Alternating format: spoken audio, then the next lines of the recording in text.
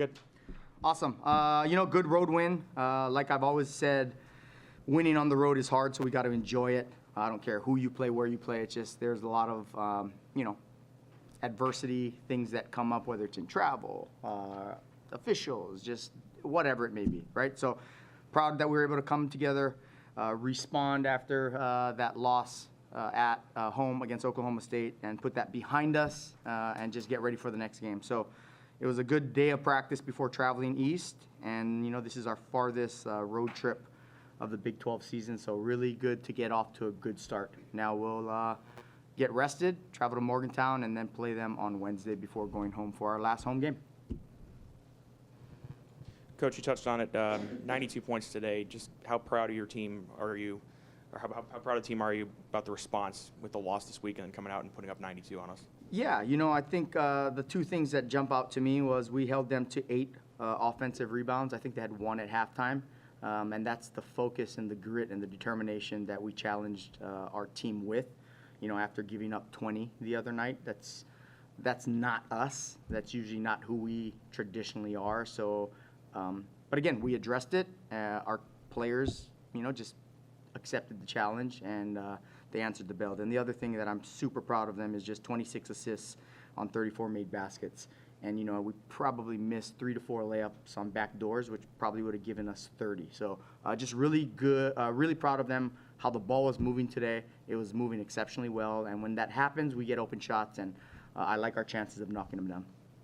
Cincinnati's top 2 leading scorers, Hilton and Hayes, you guys were able to contain them pretty good in the first half today. Mm-hmm. What was the key in doing that today? I think our coaching staff, Ryan Larson, Morgan Bailey, Jordan Sullivan, they do a tremendous job getting us prepared, identifying some things that we need to do in order to come out with the win. And one of it was, to try to slow down as best as we possibly could Jillian Hayes. And I think we did that tonight. Hilton got going a little bit in that second half. And, good players, you expect them to have a run in them. And they hit some really tough shots tonight as well. And that's all we can do. Have a hand up, contested. I just didn't like the fact that we sent them to the free throw line 19 times when that was another key that we wanted to kind of keep in a manageable spot. Gianna, 25 points tonight, 6 3-pointers that ties your career high. Just talk about your night tonight. What was working for you behind the arc? I think it has to do a lot with just how well we were moving the ball, like Coach said.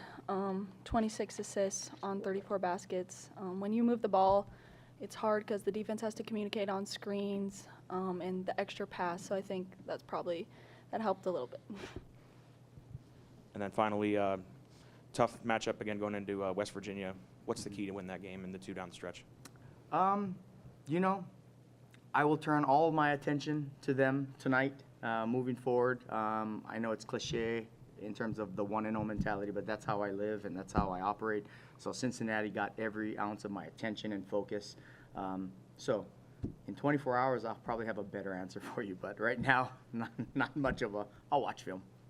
One question. So Kennady McQueen broke the record for most games played today. Woo! Will you guys just kind of both of you kind of touch on what she's meant to the program and how she's affected, the Utes over the last 5 seasons?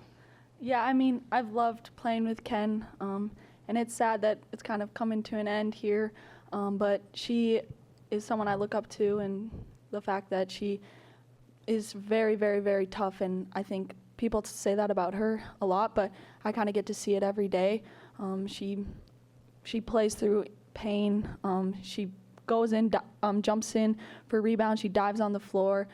She works really hard, and she just happens to also be a great person and one of my really good friends. So I love Ken, and I've loved playing with her over the past 4 years.